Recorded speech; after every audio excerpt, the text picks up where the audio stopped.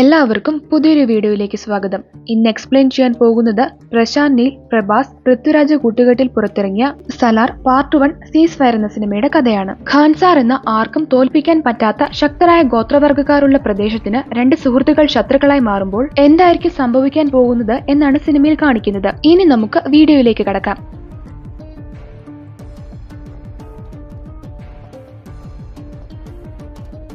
ആദ്യം എന്താണ് കഥാപശ്ചാത്തലം എന്നൊന്ന് പറഞ്ഞു പോകാം. 1985 കാലഘട്ടത്തിലെ ഒരുപാട് ദൂരെയുള്ള ഖാൻസാർ എന്ന പ്രദേശം. പക, വഞ്ചന, ശത്രുത ഒക്കെ ആ ദേശത്തിൽ നടമാടുന്ന സമയം രണ്ട് കുട്ടികൾ മാത്രം ഒരിക്കലും തകർക്കാൻ പറ്റാത്തത്ര സുഹൃത്തുക്കളായിരുന്നു. ഒരാളുടെ പേര് ദേവരഥ, ദേവ എന്നാണ് അവനെ വിളിക്കുന്നത്. രണ്ടാമൻ വരദരാജ മന്നാർ, വരദ എന്നാണ് അവനെ വിളിക്കുന്നത്. വരദയ്ക്ക് 10 വയസ്സാണ് പ്രായം. വരദയുടെ അച്ഛൻ രാജമന്നാറാണ് ഖൻസാർ എന്ന വലിയ സിറ്റിയുടെ കർത്ത അഥവാ കിങ്. രാജമന്നാറിന്റെ രണ്ടാം വിവാഹത്തിലുണ്ടായ മകനാണ് വരദ. രാജമന്നാറിന്റെ ആദ്യ ഭാര്യയുടെ മകൻ രുദ്രയാണ് വരദയുടെ സ്റ്റെപ്പ് ബ്രദർ. രുദ്രയുടെയും വരദയുടെയും ഒക്കെ ശരീരത്തിൽ ഒരുപാട് ഓർണമെന്റ്സ് കാണാൻ സാധിക്കും. അത് പല അധികാര ചിഹ്നങ്ങളായിട്ടും അവരുടെ പവേഴ്സിനെയും സൂചിപ്പിക്കുന്നതാണ്. വരദ തന്റെ അച്ഛന്റെ അതേ രക്തമായിരുന്നിട്ട് കൂടി രാജമന്നാർ മറ്റൊരു വിവാഹം കഴിച്ച് അതിലുണ്ടായ കുട്ടിയായിരുന്നതുകൊണ്ട് രുദ്രയ്ക്ക് അവനോട് പണ്ടേ വെറുപ്പാണ്. അങ്ങനെ രുദ്ര വരദയോട് ഒരു ദിവസം വഴക്കുണ്ടാക്കുകയും അവൻ ധരിച്ചിരുന്ന അച്ഛനായ രാജമന്നാരുടെ അധികാര ചിഹ്നമായ ഒരു നോസ് റിംഗ് തട്ടിയെടുക്കുകയും ചെയ്തു. അത് ഒരുപാട് അപമാനകരമായ കാര്യമാണ്. ഇനിയാണ് ഫിലിമിന്റെ ഫസ്റ്റ് സീൻ കാണിക്കുന്നത്. വരദയ്ക്ക് സംഭവിച്ച ഈ കാര്യം അറിഞ്ഞിട്ട് ദേവ രുദ്രയോട് അത് ചോദിക്കാൻ ഒരുപാട് ദേഷ്യത്തോടുകൂടി പോവുകയാണ്. വരദ ദേവയുടെ പിറകെ ചെന്ന് ഒന്നും ചോദിക്കണ്ട, പോകണ്ട എന്നെല്ലാം പറഞ്ഞ് അവനെ പിന്തിരിപ്പിക്കാൻ നോക്കുന്നുണ്ട്. പക്ഷെ ദേവ അതൊന്നും വകവെക്കാതെ ദേഷ്യത്തിൽ പോവുകയാണ്.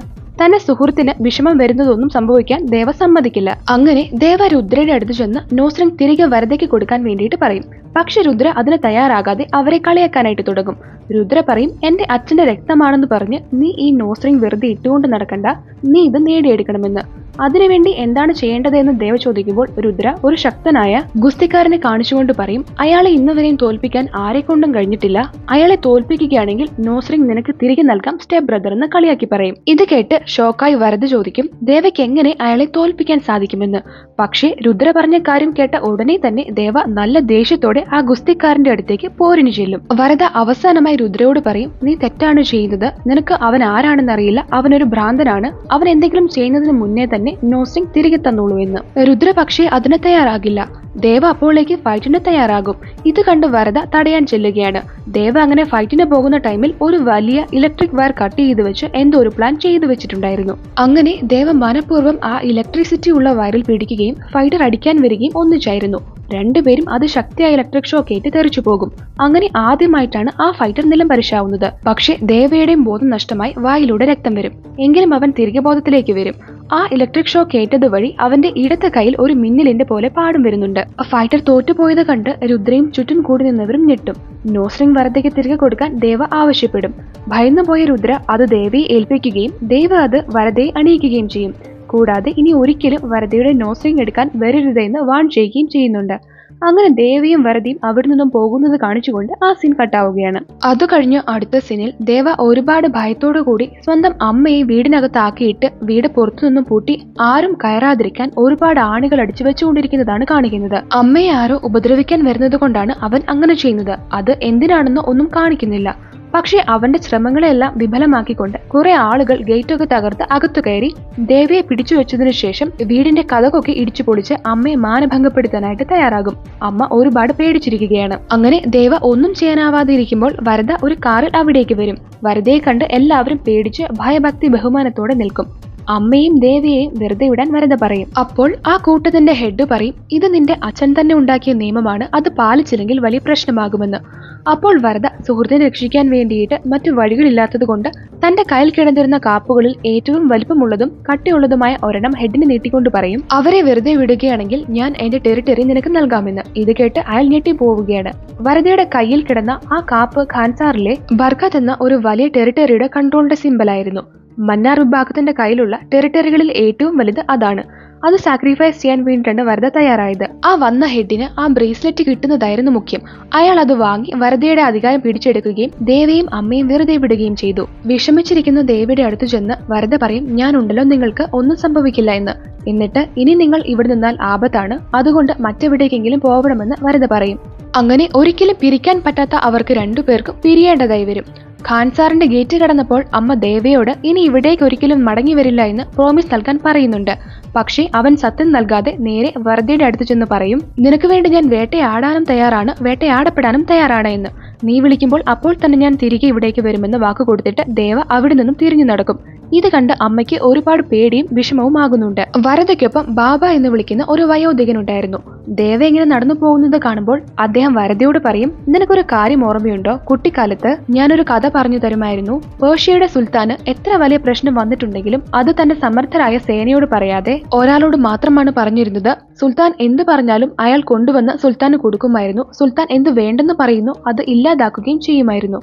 അയാളുടെ പേരാണ് എന്ന് പറഞ്ഞ് ബാബ പേര് പറയാൻ തുടങ്ങുമ്പോഴേക്കും വരദ പറയും, എനിക്ക് ആ പേര് ഓർമ്മയുണ്ട്, അത് സലാർ എന്നല്ലേ എന്ന്. അപ്പോൾ ദേവിയെ കാണിച്ചു കഴിഞ്ഞതിനു ശേഷം സലാർ എന്ന മൂവിയുടെ ടൈറ്റിൽ എഴുതി കാണിക്കും. വരദ പറയും, എന്റെ സലാർ ഉറപ്പായിട്ടും തിരികെ വരുമെന്ന്. അങ്ങനെ ഒരുപാട് വിഷമത്തോടു കൂടി രണ്ടുപേരും പിരിയുകയാണ്. ദേവയും വരദയും തമ്മിൽ എത്രമാത്രം ആത്മബന്ധം ഉണ്ടായിരുന്നുവെന്ന് ഒരു പാട്ടിലൂടെ കാണിക്കുന്നുണ്ട്. ദേവയും അമ്മയും അങ്ങനെ ഒരു സ്ഥലത്ത് എത്തിച്ചേരും. അവർക്ക് രണ്ടുപേർക്കും വേർപിരിയൽ താങ്ങാൻ സാധിക്കുന്നുണ്ടായിരുന്നില്ല. ദേവയുടെ അമ്മ വരദയ്ക്ക് സ്നേഹത്തോടെ ഭക്ഷണമൊക്കെ വാരി കൊടുത്തുകൊണ്ടിരുന്ന കാര്യം വരദയ്ക്ക് പെട്ടെന്ന് ഓർമ്മ വരും. അങ്ങനെ ആ സീൻ കട്ടായിട്ട് 2017 ന്യൂഡൽഹിയാണ് കാണിക്കുന്നത്. അവിടെ ഹൈ ടെക്നോളജി ഒക്കെ സെറ്റ് ചെയ്ത് വെച്ചിരിക്കുന്ന ഒരു പ്ലേസിൽ കുറെ സ്ഥലങ്ങളുടെ CCTVs ഒക്കെ ഓൾറെഡി ഹാക്ക് ചെയ്ത് വെച്ചിട്ടുണ്ട്. അവിടുത്തെ ആളുകൾ ഒരു പെൺകുട്ടിയെ ട്രാക്ക് ചെയ്യാൻ വേണ്ടിയിട്ടാണ് അങ്ങനെ ചെയ്യുന്നത്. ആ സിസ്റ്റംസ് ഒക്കെ ഹാൻഡിൽ ചെയ്യുന്ന പയ്യന്റെ സ്ക്രീനിൽ പെട്ടെന്ന് ഒരു നോട്ടിഫിക്കേഷൻ വരും. അവർ തിരയുന്ന പെൺകുട്ടി ന്യൂയോർക്കിൽ നിന്നും ഇന്ത്യയിലേക്ക് വരാൻ വേണ്ടിയിട്ട് ഫ്ലൈറ്റ് ടിക്കറ്റ് ബുക്ക് ചെയ്തു എന്നായിരുന്നു ആ നോട്ടിഫിക്കേഷൻ. ആദ്യ എന്നാണ് അവളുടെ പേര്. ശ്രുതി ഹാസനാണ് ഈ കഥാപാത്രത്തെ അവതരിപ്പിച്ചിരിക്കുന്നത്. എന്തോ ഒരു കാര്യം കൊണ്ട് ആദ്യയുടെ അച്ഛൻ കൃഷ്ണകാന്ത് അവളെ ഇന്ത്യയിലേക്ക് അയക്കില്ല. അയാളും ആദ്യയും ഒക്കെ ആരും അറിയരുത് എന്നുള്ള രീതിയിലാണ് താമസിക്കുന്നത്. ആദ്യ ഇന്ത്യയിലേക്ക് തിരിച്ച വിവരം കൃഷ്ണകാന്തും അറിയും. അതറിഞ്ഞ് അദ്ദേഹം ഒരുപാട് ടെൻഷൻ ആകുന്നുണ്ട്. പേടിച്ച് വിറച്ച് കൃഷ്ണകാന്ത് കൊൽക്കത്തയിലുള്ള ബിലാൽ എന്ന ഒരാളെ കോൾ ചെയ്യുകയാണ്. ആദ്യ ഇന്ത്യയിലേക്ക് വരുന്നുണ്ട് എന്നറിയുമ്പോൾ ബിലാലും ഒരുപാട് ടെൻഷനിലാകും. എന്തിനാണ് അവളെ ഇന്ത്യയിലേക്ക് അയച്ചത്, നിങ്ങൾക്ക് ഭ്രാന്തായിരുന്നോ എന്നെല്ലാം ചോദിച്ച് ബിലാൽ ദേഷ്യപ്പെടും. കൃഷ്ണകാന്ത് പറയും, എന്റെ മകൾ അവിടേക്ക് വന്ന വിവരം എങ്ങാനും അവർ അറിഞ്ഞിട്ടുണ്ടെങ്കിൽ എന്താകുമെന്ന്. അപ്പോൾ അത് തിരുത്തിക്കൊണ്ട് ബിലാൽ പറയും, അവർ അത് ഉറപ്പായിട്ടും അറിഞ്ഞു കഴിഞ്ഞിട്ടുണ്ടാകും. 7 വർഷമായിട്ട് അവർ അന്വേഷിക്കുന്നതല്ലേ എന്നെല്ലാം. അവർ എന്ന് പറയുന്നത് ആരാണെന്നോ എന്താണെന്നോ 7 വർഷങ്ങൾക്ക് മുൻപ് എന്താണ് സംഭവിച്ചതെന്നോ ഒന്നും പറയുന്നില്ല. പക്ഷേ എല്ലാവർക്കും നടന്ന കാര്യങ്ങൾ ഓർക്കുമ്പോൾ ഒരുപാട് പേടിയാണ്. എന്നിട്ട് ബിലാൽ ഹൈദരാബാദിലുള്ള രാധാരമ എന്നൊരു സ്ത്രീയെ കുറിച്ച് ഓർമ്മിപ്പിക്കും. അയാൾ പറയും, അവൾ ഇത്ര വർഷമായി മിണ്ടാതിരിക്കുന്നത് കൊണ്ട് അവൾക്ക് ശക്തിയില്ല എന്ന് വിചാരിക്കരുത്. അവരുടെ വേലക്കാരിയായ ഓബുലമ പോലും 2-3 പ്രദേശങ്ങൾ കൺട്രോൾ ചെയ്യുന്നുണ്ട് എന്ന്. എന്നിട്ട് നെക്സ്റ്റ് സീനിൽ ഒഡീഷയിലെ ഭുവനേശ്വറിലുള്ള ഓബുലമ്മയാണ് കാണിക്കുന്നത്. ന്യൂഡൽഹിയിൽ CCTVസും സിസ്റ്റംസും എല്ലാം ഓപ്പറേറ്റ് ചെയ്യുന്ന ആ പയ്യൻ ഓബുലമ്മയെ വിളിച്ച് കൃഷ്ണകാന്തിന്റെ മകൾ ആദ്യ ഇന്ത്യയിലേക്ക് വന്നിട്ടുണ്ട് എന്നുള്ള വിവരം അറിയിക്കും. ഈ വിവരം ഓബുലമ്മയുടെ 2 ഗുണ്ടകളും അറിയും. വേദ എന്നാണ് ഒരാളുടെ പേര്. അയാൾ ഹൈദരാബാദിലാണുള്ളത്. വേദയും CCTV ക്യാമറാസ് ഒക്കെ ഹാക്ക് ചെയ്ത് കൃഷ്ണകാന്തിനെയും മകളെയും ട്രാക്ക് ചെയ്യാൻ വേണ്ടിയിട്ട് ശ്രമിക്കുന്നുണ്ടായിരുന്നു. രണ്ടാമന്റെ പേര് ഹസാരെ. അയാൾ ഛത്തീസ്ഗറിൽ റായ്പൂരിലാണ് ഉള്ളത്. ഓബുലമ്മ ഹസാരയെ വിളിച്ചു പറയും തനിക്ക് ആദ്യയെ വേണമെന്ന്. ഉടനെ തന്നെ അയാൾ തന്റെ ഗ്യാങ്ങിലുള്ള ജെസി എന്നൊരാളോട് നാളെ പെൺകുട്ടി എയർപോർട്ടിൽ എത്തുമ്പോൾ തന്നെ അവളെ പിടിച്ചുകൊണ്ട് വരണമെന്ന് പറഞ്ഞ് അയാളെ എയർപോർട്ടിലേക്ക് പറഞ്ഞുവിടും. സീൻ കട്ടായിട്ട് വീണ്ടും ബിലാലിന്റെയും കൃഷ്ണകാന്തിന്റെയും കോൺവെർസേഷനാണ് കാണിക്കുന്നത്.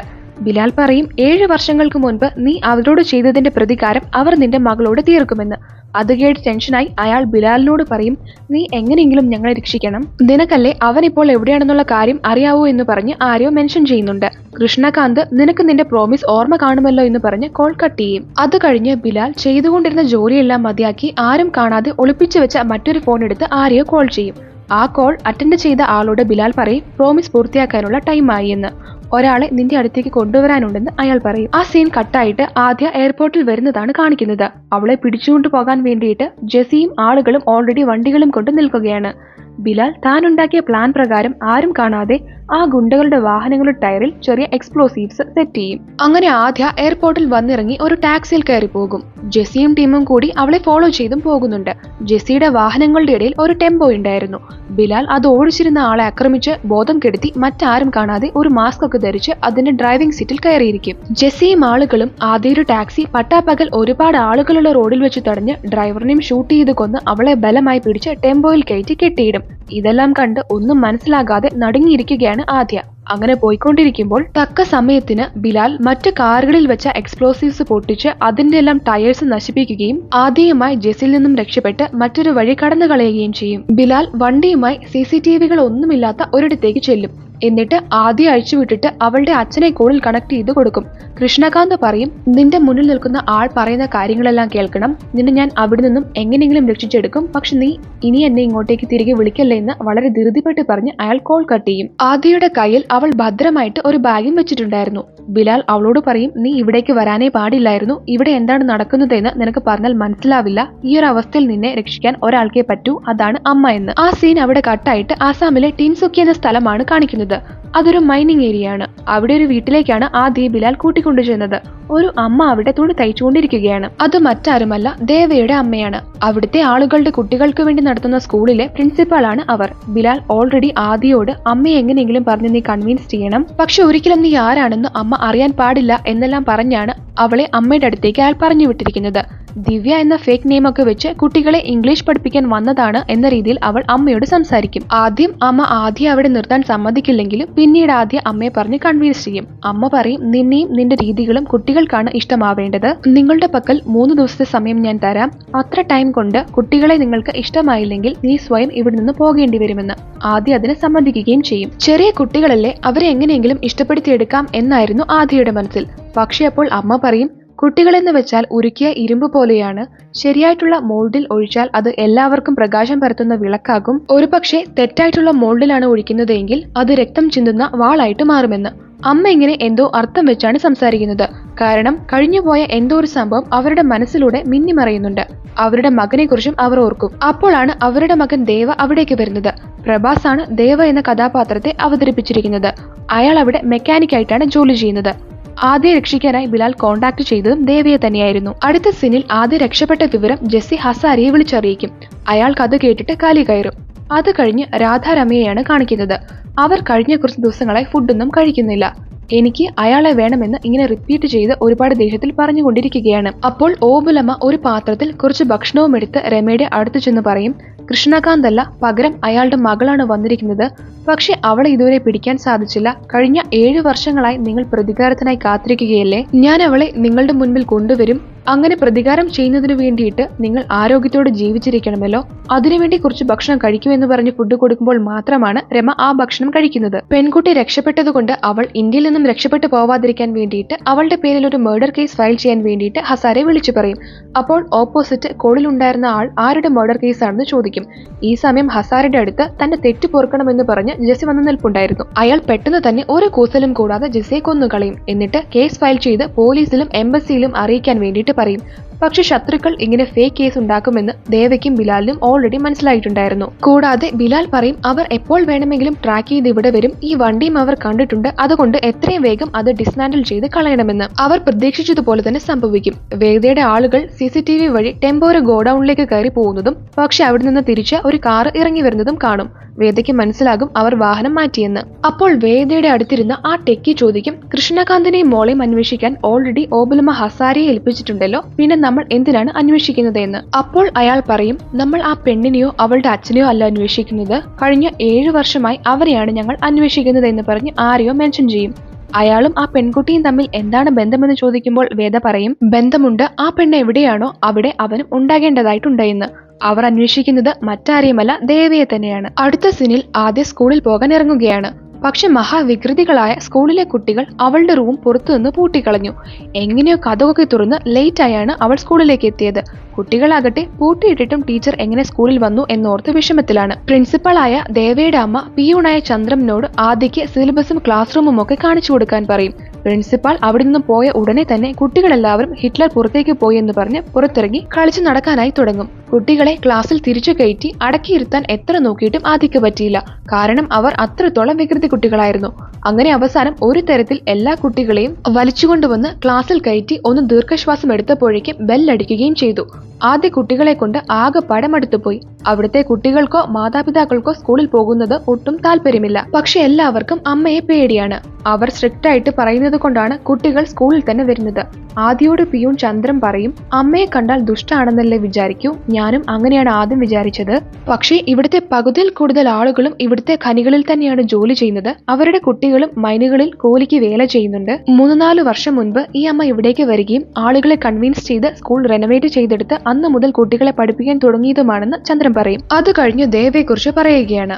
അമ്മ അങ്ങനെയാണെങ്കിൽ മകൻ കുറിച്ച് വ്യത്യസ്തനാണ്. കണ്ടാൽ ഒരു വലിയ ആൾ ആണെന്നൊക്കെ തോന്നുമെങ്കിലും പഞ്ചപാവമാണ് കക്ഷി എന്ന് പിയൂൺ പറയും. ആരെന്തു പറഞ്ഞാലും മിണ്ടാതെ നിന്ന് കേട്ട് അവൻ തിരിച്ചു പോവുകയുള്ളൂ. ആരുടെയും കൂടത്തിൽ കൂടില്ല, ആരോടും മിണ്ടില്ല, എന്തിനേറെ ഒന്ന് ചിരിക്കുക പോലുമില്ല ദേവ. പക്ഷേ കുട്ടികൾക്കൊപ്പമായിരിക്കുമ്പോൾ അവൻ അവരിൽ ഒരാളായി മാറും. അത്ര പാവമാണ് ദേവ എന്ന് ചന്ദ്രൻ ആദ്യയോട് പറയും. ആ സീൻ കട്ടായിട്ട് അമ്മയാണ് കാണിക്കുന്നത്. അമ്മ ആകപ്പാടെ വെപ്രാളപ്പെട്ട് നിൽക്കുകയാണ്. എന്താണ് കാര്യമെന്ന് വെച്ചിട്ടുണ്ടെങ്കിൽ ദേവയോട് വൈകിട്ട് 6 മണിയാകുമ്പോൾ ജോലിയെല്ലാം കഴിഞ്ഞ് തിരികെ വീട്ടിലേക്ക് വരണമെന്ന് പറഞ്ഞിട്ടുള്ളതാണ്. പക്ഷെ അന്നവൻ 6:30 ആകാറായിട്ട് വീട്ടിൽ തിരിച്ചു വന്നില്ല. അതിന്റെ ടെൻഷനിലാണ് അമ്മ. ദേവയെ പോലെ വലിയൊരാൾ വീട്ടിൽ വരാൻ കുറച്ച് വൈകുന്നതിന് അമ്മ എന്തിനാണ് ഇത്രയും ടെൻഷൻ അടിക്കുന്നതെന്ന് നമുക്ക് മനസ്സിലാവില്ല. അങ്ങനെ അമ്മ തന്നെ മകനെ അന്വേഷിച്ചിറങ്ങാൻ തുടങ്ങുകയാണ്. പക്ഷെ അപ്പോഴേക്കും ദേവ വണ്ടിയിൽ ബാക്കിയുള്ളവർക്കൊപ്പം അവിടേക്ക് എത്തിക്കഴിഞ്ഞിരുന്നു. പേടിച്ചു പോയ അമ്മ ദേവയെ കാണുമ്പോൾ തന്നെ ദേഷ്യവും വിഷമവും പേടിയും എല്ലാം കാരണം ഉച്ചത്തിൽ അവനെ വഴക്ക് പറയാൻ തുടങ്ങും. നിന്നോട് എത്ര തവണ ഞാൻ 6 മണി ആകുമ്പോഴേക്കും വീട്ടിൽ കയറണമെന്ന് പറഞ്ഞിട്ടുണ്ട്, ഇനി മേലിൽ ഇത് ആവർത്തിക്കരുതെന്ന് അമ്മ വാൺ ചെയ്യുകയും ചെയ്യും. 3 പേർ ഒന്നിച്ചെടുക്കുന്ന ഒരു മെഷീൻ പാട്ടൊക്കെ ഒറ്റയ്ക്ക് എടുത്തുകൊണ്ടുവന്ന ദേവ വഴക്ക് കേട്ട അമ്മയോട് പറയും ഇനി ഇത് ആവർത്തിക്കില്ല എന്ന്.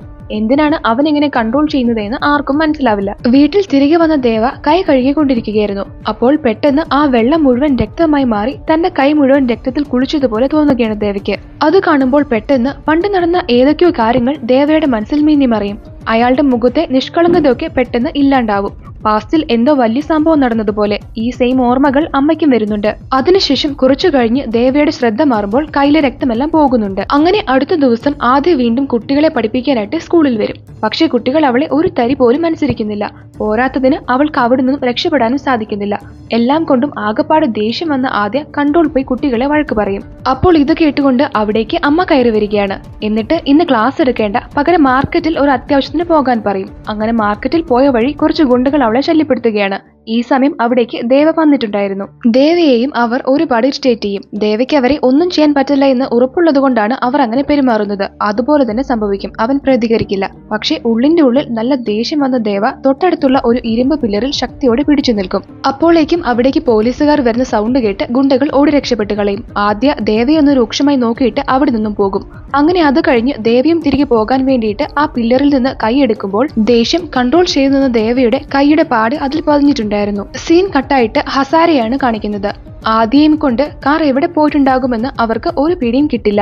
പല സ്ഥലങ്ങളിലുള്ള നമ്മുടെ എല്ലാ ആളുകൾക്കും ആദിയുടെ ഫോട്ടോ അയച്ചു കൊടുക്കാൻ അയാൾ ആവശ്യപ്പെടും. പെൺകുട്ടി ഇതുവരെ കണ്ടുപിടിക്കാൻ സാധിക്കാത്തതിൽ ഹസാരയോട് ഓബുലമ്മ ഒരുപാട് ദേഷ്യപ്പെടും. ഈ സമയം അവർക്ക് നായക് എന്ന അവരുടെ ഒരു ആളിൽ നിന്നും കോൾ വരും. അയാൾ ഗുജറാത്തിലെ കണ്ട്ല പോർട്ടിൽ നിന്നുമാണ് വിളിക്കുന്നത്. നായക് പറയും, ഓബുലമ്മ നിങ്ങളുടെ കൺസൈൻമെന്റ് പോർട്ടിൽ എത്തിയിട്ടുണ്ട്, അത് എവിടേക്കാണ് ഡെലിവർ ചെയ്യേണ്ടത് എന്ന്.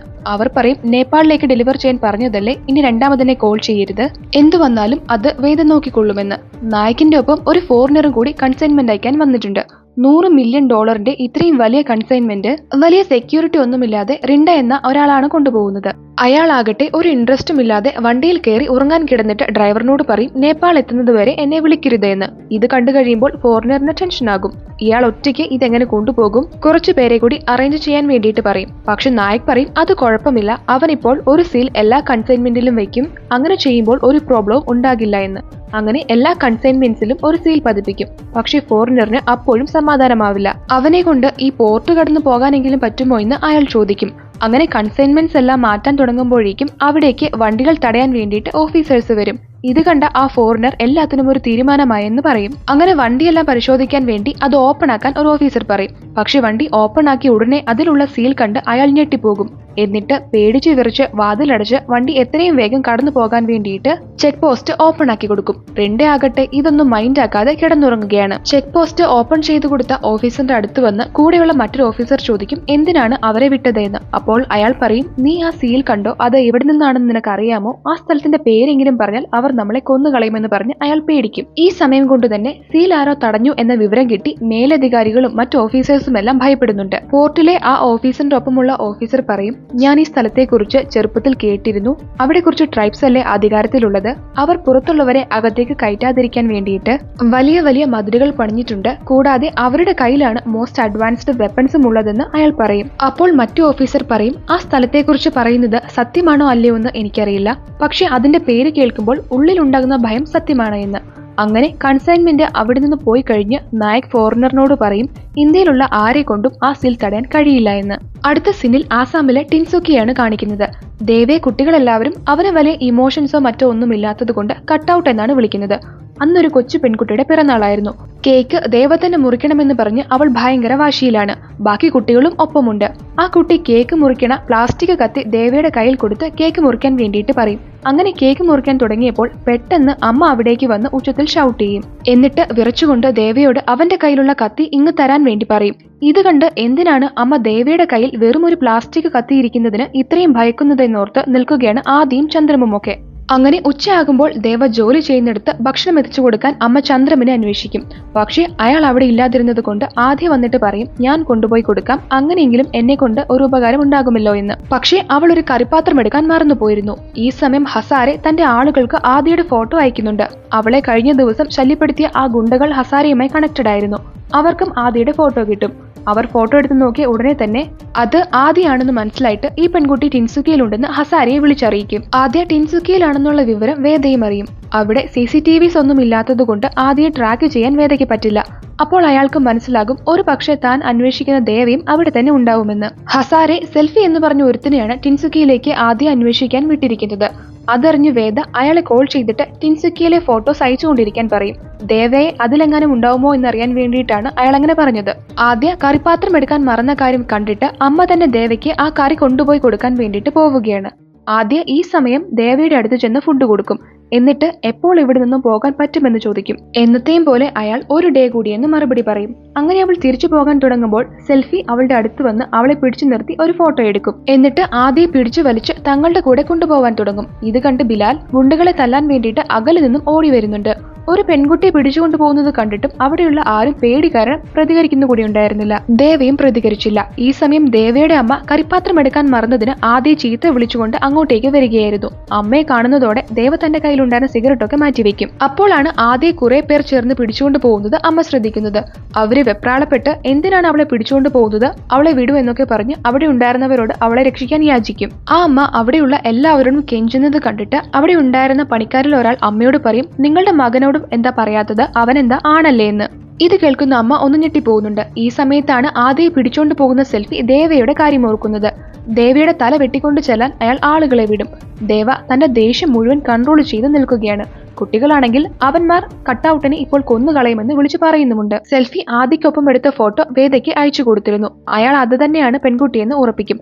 പക്ഷേ അയാൾ അയച്ച ആ ഫോട്ടോയുടെ സൈഡിലായിട്ട് ദേവയുടെ ചിത്രവും പതിഞ്ഞിട്ടുണ്ടായിരുന്നു. ഇത് കണ്ട് വേദ ദേവ അവിടെ തന്നെ ഉണ്ടെന്ന് ഉറപ്പിക്കും. ഒടുവിൽ ആദ്യം രക്ഷിക്കാൻ വേണ്ടിയിട്ട് അമ്മ ദേവയോട് തന്നെ പറയും, ഇത്രയും കാലം ഞാൻ നിന്നെ കൺട്രോൾ ചെയ്തു, എന്നാൽ ഇന്ന് ഞാൻ നിന്നെ തടയില്ല, നിനക്ക് ഗുണ്ടകളെ എങ്ങനെ വേണമെങ്കിലും എതിർത്ത് നിൽക്കാമെന്ന് അമ്മ പറയും. ഇത് കേൾക്കുന്നതോടെ ദേവ താൻ ഇത്രയും കാലം അടക്കി വെച്ച ദേഷ്യമെല്ലാം പുറത്തെടുത്ത് തന്നെ കൊല്ലാൻ വന്ന 2 ഗുണ്ടകളെയും ഒറ്റയടിക്ക് തന്നെ കൊന്നുകളയും. ഇത് കാണുന്ന ആളുകളെല്ലാം ഞെട്ടിപ്പോവുകയാണ്. കാരണം ഇങ്ങനെയുള്ള ഒരു ദേവയെ അവർ ആദ്യമായിട്ടായിരുന്നു കാണുന്നത്. സെൽഫി ആണെങ്കിൽ ഇത് കണ്ടിട്ട് ദേവയെ നേരിടാൻ തന്റെ എല്ലാ ആളുകളെയും കൂട്ടി വരും. അതിനുശേഷം അവിടെ ദേവയും ഗുണ്ടകളും തമ്മിലുള്ള ഒരു ഫൈറ്റ് സീക്വൻസ് ആണ് നടക്കുന്നത്. ആദ്യ ഇതെല്ലാം കണ്ട് ആകെ ഷോക്കായി അവിടെ ഇരിക്കുകയാണ്. ഹസാരയുടെ ആളുകളെയും ദേവ അറ്റാക്ക് ചെയ്യും. ഒരു മൃഗത്തെ പോലെയാണ് ദേവ മുഖത്തൊരു ഭാവവ്യത്യാസവുമില്ലാതെ അവരെല്ലാം അടിച്ചടിച്ച് വീഴ്ത്തുന്നത്. അങ്ങനെ എല്ലാവരെയും അടിച്ചിട്ടിട്ട് ആദ്യയെയും ദേവ രക്ഷിക്കും. ഈ സംഭവങ്ങളെല്ലാം നടന്നു കഴിഞ്ഞ് അമ്മ ആകെപ്പാട് പേടിച്ചു വിറച്ച് നമുക്ക് ഇവിടെ നിന്ന് പോകണമെന്ന് പറഞ്ഞ് മറ്റൊരു സ്ഥലം അന്വേഷിക്കുകയാണ്.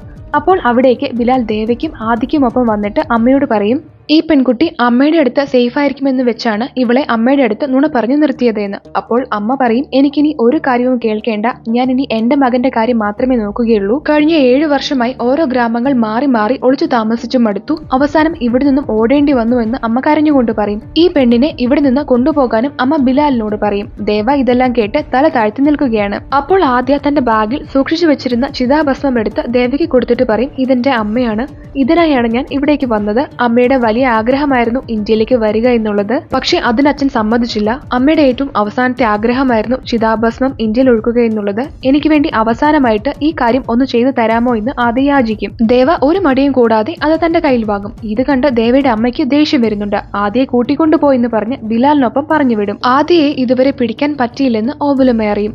വേദയും നടന്ന കാര്യങ്ങളൊക്കെ അറിഞ്ഞു കഴിയുമ്പോൾ നേരെ നേപ്പാളിലേക്ക് പോകുന്ന റിൻഡയെ കോൾ ചെയ്യും. എന്നിട്ട് റിൻഡയോട് പറയും, ഡെലിവറി പോയിന്റിൽ ചെറിയൊരു വ്യത്യാസമുണ്ട്. ആസാമിലെ ബുദേരാബാദിന് അടുത്തൊരു ചെക്ക് പോസ്റ്റ് ഉണ്ട്. അത് നമ്മുടെ ആൾക്കാർ തന്നെയാണ് കൺട്രോൾ ചെയ്യുന്നത്. അത് കടന്നു കഴിഞ്ഞാൽ ബർമ ബോർഡർ സ്റ്റാർട്ട് ചെയ്യും. കൺസൈൻമെന്റ് അവിടേക്ക് എത്തിച്ചാൽ മതി, ഞാൻ വന്ന് കളക്ട് ചെയ്തുകൊള്ളാമെന്ന്. പക്ഷേ കൺസൈൻമെന്റിന്റെ ഒപ്പം അവിടെ ടിൻസുക്കിയ ഗ്രാമത്തിലുള്ള ഒരു പെൺകുട്ടിയെ കൂടി പിടിച്ചുകൊണ്ടുവരണമെന്ന് അയാൾ പറയും. പെണ്ണിന്റെ ദേഹത്ത് സീൽ പതിക്കാൻ മറക്കരുതെന്നും പറയുന്നുണ്ട്. റിൻഡ അതിന് ഓക്കെ പറയുകയും വാഹനത്തിന്റെ വഴി ടിൻസുക്കിയയിലേക്ക് തിരിക്കുകയും ചെയ്യും. ഹസാരിയും ബർമ ബോർഡറിലേക്ക് തിരിക്കും. ബിലാലും ആദിയും ബോർഡർ കടന്നു പോകാനാണ് പ്ലാൻ ചെയ്യുന്നത്. അമ്മയും ദേവയും അവിടെ നിന്നും മറ്റൊരിടത്തേക്ക് മാറാൻ വേണ്ടിയിട്ട് തുടങ്ങുകയാണ്. സീൻ കട്ടായിട്ട് ഹൈദരാബാദിൽ രമ്യയും ഓബുലമ്മയുമാണ് കാണിക്കുന്നത്. അവരുടെ അടുത്തേക്ക് കൃഷ്ണകാന്ത് നേരിട്ടെത്തിയിരിക്കുകയാണ്. നിങ്ങൾ എന്നെ കൊന്നോളൂ, പക്ഷെ എന്റെ മകളെ വെറുതെ വിടണമെന്ന് അയാൾ അപേക്ഷിക്കും. അപ്പോൾ ഓബുലമ്മ പറയും, നിന്നെ ഞങ്ങൾ എന്തായാലും കൊല്ലും, പക്ഷെ അതിനു മുൻപായി നിന്റെ മകൾ മരിക്കുന്നത് നീ നിന്റെ കണ്ണുകൊണ്ട് കാണണമെന്ന്. ഞങ്ങളുടെ ആളുകൾ അവളെ ഈ സമയം കൊണ്ട് പിടിച്ചിട്ടുണ്ടാവുമെന്നും അവർ പറയും. അവർ പറഞ്ഞതുപോലെ തന്നെ സംഭവിക്കും. ആദ്യയും ബിലാലിനെയും റിൻഡയുടെ ആളുകൾ പിടിച്ച് ആദ്യയുടെ ദേഹത്ത് സീലം വെച്ച് ട്രക്കിൽ കയറ്റി കെട്ടിയിടും. അവിടെ നടക്കുന്ന ഈ സംഭവങ്ങൾ മുഴുവനും ട്രക്കിന്റെ മുൻപിലുള്ള CCTV വഴി വേദ കാണുന്നുണ്ട്. ദേവയ്ക്കൊപ്പം വാഹനത്തിൽ പോകുന്ന അമ്മ അവരെ രണ്ടുപേരെയും പിടിച്ചുകൊണ്ടു പോകുന്നത് കാണും. അവർ ആദ്യയും ബിലാലിനെയും പിടിച്ചുകൊണ്ടുപോയാൽ എന്തായിരിക്കും ചെയ്യാൻ പോകുന്നത് എന്നുള്ള നല്ല ബോധ്യം അമ്മയ്ക്കുണ്ട്. പക്ഷെ പ്രതികരിക്കണോ വേണ്ടോ എന്ന സംശയത്തിലാണ് അവർ. അവസാനം അമ്മ ദേവിയോട് അവരെ രക്ഷിക്കാൻ വേണ്ടിയിട്ട് പറയും. സീൻ കട്ടായിട്ട് ട്രക്കിനുള്ളിലിരിക്കുന്ന ആദ്യയും ബിലാലിനെയുമാണ് കാണിക്കുന്നത്. അവൾ ബിലാലിനോട് ചോദിക്കും, ആരാണവർ, എന്തിനാണ് എന്നെ അവർ കൊല്ലാൻ നോക്കുന്നത്, എന്റെ അച്ഛൻ അവരോട് എന്താണ് ചെയ്തത്, നിങ്ങളുടെ അടുത്തേക്ക് എന്തിനാണ് എന്നെ അയച്ചത്, വെറും ഒരു പ്ലാസ്റ്റിക് കത്തി കണ്ട് അമ്മ എന്തിനാണ് അന്ന് അത്രയും ഭയപ്പെട്ടത്, ദേവ എന്തിനാണ് അമ്മയുടെ കൺട്രോളിൽ കഴിയുന്നത്, കൂടാതെ എന്റെ കയ്യിൽ സീൽ എന്തിനാണ് എന്നെല്ലാം. ആ സീൽ കണ്ടു കഴിയുമ്പോൾ ഞെട്ടിപ്പോവുകയാണ് ബിലാൽ. ഈ സമയം അവർ ബുദേരാബാദിൽ എത്തിക്കഴിഞ്ഞിരുന്നു. ആദ്യം ഇവിടേക്ക് കൊണ്ടുവരുന്നുണ്ടെന്ന് മനസ്സിലാക്കി ദേവ കുറെ അഡ്വാൻസ്ഡ് ഗൺസുമായി അവർക്ക് വേണ്ടി കാത്തിരിക്കുകയാണ്. ട്രക്കുകൾ വന്ന ഉടനെ തന്നെ ദേവ വേദയുടെ ആളുകളെല്ലാം ആക്രമിക്കാൻ തുടങ്ങും. ആ സ്ഥലത്തുള്ള ആളുകളുടെ ഇടയിൽ നിന്നും ദേവ ആദ്യയും ബിലാലിനെയും രക്ഷിക്കും. ആദ്യ ഇത്രയും നാൾ ദേവയുടെ അടുത്തായിരുന്നു എന്നും അവൻ ആദ്യയെ പിടിക്കാൻ പോയ ആളുകളെല്ലാം തോൽപ്പിച്ചു എന്നും അറിഞ്ഞു കഴിയുമ്പോൾ രമയും ഓബുലമ്മയും ബാക്കി എല്ലാവരും ഒരുപാട് ഷോക്കായി പോകും. അതിലും കൂടുതൽ അവർ ഞെട്ടിപ്പോകുന്നത് സീൽ പതിച്ച ട്രക്കുകൾ ആദ്യമായി തടയപ്പെട്ടത് അറിഞ്ഞിട്ടാണ്. ദേവ ട്രക്ക് തടഞ്ഞു എന്ന് കേൾക്കുമ്പോൾ തന്നെ ഇതുവരെ അന്വേഷിക്കുന്ന ആളെ കണ്ടുകിട്ടി എന്നുള്ള രീതിയിൽ രമ അട്ടഹസിക്കാനായിട്ട് തുടങ്ങും. അവർക്ക് തിരിച്ച് ജീവൻ വെച്ചതുപോലെയാകും. ദേവയുടെ പേര് കേൾക്കുമ്പോൾ ഓബുലമ്മ പേടിച്ച് നിലത്തേക്ക് ഇരുന്നു പോകും. ദേവയെ പിടിക്കാനാണ് ആദ്യം അന്വേഷിക്കുന്നത് എന്ന കാര്യം മനഃപൂർവ്വം രമ അവരിൽ നിന്നും മറച്ചു വെച്ചതായിരുന്നു. അതാണ് അവർ ഇത്ര ഷോക്കാകാൻ കാരണം.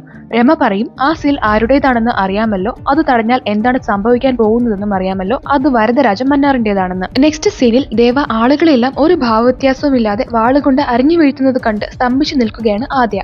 ഹസാരയും അവിടേക്ക് എത്തുന്നുണ്ട്. ദേവയെ കണ്ട് അയാൾ ഭയന്നു പോകും. ഈ സമയം റിൻഡ ആളെ മനസ്സിലാകാതെ ഒരു സ്നൈപ്പർ വെച്ച് ഷൂട്ട് ചെയ്യാനായി ടാർഗറ്റ് ഫോക്കസ് ചെയ്യുമ്പോഴാണ് ഷൂട്ട് ചെയ്യുന്ന ആളുടെ കയ്യിൽ ഒരു ടാറ്റു കാണുന്നത്. ഒരു ഡിമോണിക് ഫേസ് ആയിരുന്നു ടാറ്റു. അത് കാണുമ്പോഴേക്കും ഓപ്പോസിറ്റ് ആരാ വരുന്നത് എന്ന് അയാൾക്ക് മനസ്സിലാകും. ഭയം കാരണം റിൻഡയുടെ കയ്യിൽ നിന്നും ഗൺ നിലത്തേക്ക് വീഴും. യഥാർത്ഥത്തിൽ ദേവയുടെ കയ്യിൽ ഒരു ടാറ്റു ഉണ്ടായിരുന്നു. പക്ഷേ അവനത് ആരെയും കാണിക്കാതെ മറച്ചു വെച്ചാണ് നടന്നിരുന്നത്. ദേവയെ കാണുമ്പോൾ ഏതോ രാക്ഷസനെ കണ്ട പോലെയാണ് എല്ലാവരും ഭയന്നു വിറച്ച് ഓടിപ്പോകുന്നത്. ബിലാൽ ആദ്യയോട് പറയും, ഇവരെല്ലാം എന്തിനാണ് നിന്റെ പിന്നാലെ ിരിക്കുന്നതെന്നറിയാമോ, എന്നെയും നിന്നെയും ദേവയെയും നിന്റെ അച്ഛനെയും എല്ലാം തമ്മിൽ കണക്ട് ചെയ്യുന്ന ഒരു കാര്യമുണ്ട്, അതാണ് ഖാൻസാർ എന്ന്. സീൻ കട്ടായിട്ട് ഖാൻസാർ ആണ് കാണിക്കുന്നത്. വരദയുടെ അടുത്ത് വന്ന് ബാബ പറയും, ആദ്യമായി സീൽ തടഞ്ഞുവെന്ന്. അത് തടഞ്ഞ ആളെന്ന് പറയുമ്പോൾ വരദ പറയും, എനിക്കത് ആരാണെന്നറിയാം, ദേവയ്ക്ക് മാത്രമേ അത് തടയാൻ സാധിക്കൂ, കാരണം ആ സീൽ ഉണ്ടാക്കിയത് തന്നെ ദേവയാണ്, അവൻ തന്നെ നിർമ്മിച്ച നിയമങ്ങളാണ്, അത് ആര് ലംഘിക്കുന്നോ അവർ മരിക്കണമെന്ന് വരദ പറയും. വരദ എന്ന ഈ കഥാപാത്രത്തെ പൃഥ്വിരാജാണ് അവതരിപ്പിച്ചിരിക്കുന്നത്. അത് കഴിഞ്ഞ് വീണ്ടും ബിലാലിനെയാണ് കാണിക്കുന്നത്. അയാൾ ആദ്യയോട് പറയും, നിരവധി പേരുടെ കഥ തിരുത്തിയ ഖാൻസാറിന്റെ കഥ തിരുത്തപ്പെട്ടത് 2 ആത്മസുഹൃത്തുക്കൾ ബദ്ധശത്രുക്കളായി മാറിയപ്പോഴാണെന്ന്. ഇത് പറഞ്ഞിട്ട് ദേവയും വരദയുമാണ് കാണിക്കുന്നത്. യഥാർത്ഥത്തിൽ 7 വർഷങ്ങൾക്ക് മുൻപ് എന്തോ ഒരു സംഭവം നടന്നിട്ടുണ്ട്. അതിന്റെ റിസൾട്ടായിട്ടാണ് ദേവയും വരദയും ശത്രുക്കളായതും ഇത്ര പ്രശ്നങ്ങൾ തുടങ്ങിയതും. ദേവ എന്തുകൊണ്ടോ ആരും അറിയാതെയാണ് കഴിയുന്നത്.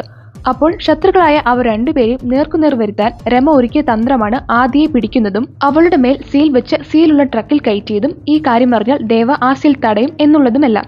അവരുടെ ഇടയിൽ ഒരു യുദ്ധം തന്നെ നടത്താനാണ് രമ ഇതെല്ലാം ചെയ്യുന്നത്. അത് എന്തിനാണെന്ന് ഇപ്പോൾ കാണിക്കുന്നില്ല. ആദ്യക്ക് വർഷങ്ങൾക്ക് മുൻപ് നടന്ന സംഭവങ്ങൾ പറഞ്ഞു കൊടുക്കാൻ പോവുകയാണ് ബിലാൽ. ഇവിടെയാണ് സലാർ പാർട്ട് 1 സീസ് ഫയർ എന്ന് ബാക്കി ടൈറ്റിൽ എഴുതി കാണിക്കുന്നത്. ഇതുവരെ പ്രസന്റിലെ, അതായത് 2017 കാര്യങ്ങളാണ് കാണിച്ചത്. ഇനി 7 വർഷം മുൻപ് 2010 ബാക്കി പഴയ കഥകളുമാണ് കാണിക്കുന്നത്. ആദ്യം 1127 കാര്യമാണ് കാണിക്കുന്നത്. ജംഗിസ് ഖാനേക്കാളും ക്രൂരനായ ആളായിരുന്നു മെഹ്മൂദ് ഗാസ്നി. അയാൾ ഒരു ഗ്രാമത്തെ മുഴുവൻ കൊള്ളയടിച്ച് നശിപ്പിച്ചു കഴിഞ്ഞിട്ടുണ്ടെങ്കിൽ കൊള്ള മുതലെല്ലാം ഖാൻസാറിലേക്കാണ് കൊണ്ടുപോയിരുന്നത്. അവിടെ കൊള്ളക്കാരുടെ 3 ട്രൈബ്സ് ഉണ്ടായിരുന്നു. ആദ്യത്തേത് മന്നാർ ട്രൈബ്. കാളയുടേതുപോലെ രൂപമുള്ള ഒരു മൂർത്തിയാണ് അവരുടെ ദൈവം. രണ്ടാമത്തേത് ഷൗര്യാങ്ക ട്രൈബ്. ചെന്നായുടേതുപോലുള്ള ഒരു മൂർത്തിയാണ് അവരുടെ ദൈവം. മൂന്നാമത്തേത് ഗനിയാർ ട്രൈബ്. അവരുടെ ആരാധനാ മൂർത്തിക്ക് പരുന്തിന്റെ രൂപമാണ്. 3 ട്രൈബും നല്ല രീതിയിൽ തന്നെ വളർന്നു വന്നു. അവർ ഒരുപാട് ശക്തരായിരുന്നു. ലോകം മുഴുവൻ പിടിച്ചെടുത്ത ബ്രിട്ടീഷുകാർക്ക് പോലും അവരുടെ മുന്നിൽ പിടിച്ചു നിൽക്കാൻ സാധിച്ചില്ല. അങ്ങനെ 1947 സ്വാതന്ത്ര്യം കിട്ടിക്കഴിഞ്ഞ് ഖാൻസാറിനെ എന്തു ചെയ്യുമെന്ന ഒരു വലിയ പ്രശ്നം അധികാരികൾക്കിടയിൽ ഉടലെടുക്കും. അപ്പോൾ 3 ട്രൈബ്സിന്റെയും തലവനായ ശിവമന്നാർ, അതായത് വരദയുടെ മുത്തച്ഛൻ പൃഥ്വിരാജ് തന്നെയാണ് ഈ കഥാപാത്രത്തെയും ചെയ്തിരിക്കുന്നത്. അദ്ദേഹം ഡൽഹിയിലേക്ക് ചെന്നു. എന്നിട്ട് ഇന്ത്യയുടെ മാപ്പിൽ നിന്ന് തന്നെ ഖാൻസാറിനെ മായ്ച്ചു കളഞ്ഞു. ഇന്ത്യയുടെ ഒരു നിയമവും ഖാൻസാറിൽ നടപ്പാകില്ല. പക്ഷേ ഖാൻസാറിന്റെ എല്ലാ നിയമങ്ങളും ഇന്ത്യയിൽ നടപ്പാകുമെന്ന് വാൺ ചെയ്തിട്ടാണ് അയാൾ തിരികെ പോയത്. ഇന്ത്യയിൽ നല്ലതും ചീത്തയുമായ എല്ലാ വഴികളിലൂടെയും വരുന്ന മുഴുവൻ പണത്തിന്റെയും ഒരു ഷെയർ ഖാൻസാറിന് ഉണ്ടായിരുന്നു. പൊളിറ്റിക്സിലും അവർക്ക് പിടിപാടുണ്ട്. ഇതിനെല്ലാം സഹായിച്ച അവരുടെ ഏറ്റവും വലിയ ആയുധമായിരുന്നു ഭയം. ആളുകൾ ഖാൻസാർ എന്ന പേര് പറയാൻ പോലും പേടിച്ചിരുന്നു. ഖാൻസാറിലെ ട്രൈബ്സ് എത്രത്തോളം വയലന്റ് ആയിട്ടുള്ള ആളുകളാണെന്ന് ശിവമന്നാറിന് നന്നായിട്ട് തന്നെ അറിയാമായിരുന്നു. അവരുടെ വരുമാനം വല്ലാണ്ട് ഊരാൻ തുടങ്ങിയതുകൊണ്ട് അദ്ദേഹം ഖാൻസാറിൽ ഒരു സിസ്റ്റം കൊണ്ടുവരാൻ തീരുമാനിക്കും. കുറെ നിയമങ്ങളുള്ള ഒരു പുസ്തകം അദ്ദേഹം തയ്യാറാക്കി. നിബന്ധന എന്തായിരുന്നു അതിന്റെ പേര്? കോൺസ്റ്റിറ്റ്യൂഷൻ പോലെ തന്നെയാണ് അതും. ആ നിബന്ധന പ്രകാരം ഖാൻസാറിനെ 101 ഭാഗങ്ങളായി ഡിവൈഡ് ചെയ്തു. ഓരോ ഭാഗത്തിനും ലീഡേഴ്സിനെയും തിരഞ്ഞെടുത്തു. അധികാര ചിഹ്നമായി ഓരോ ലീഡേഴ്സിനും ഓരോ ടൈപ്പ് കാപ്പ്, അതായത് ബ്രേസ്ലെറ്റ്സ് നിർമ്മിച്ചു. ആ കാപ്പിന്റെ അടിസ്ഥാനത്തിൽ ലീഡേഴ്സിനെ 3ആയി ഡിവൈഡ് ചെയ്തു.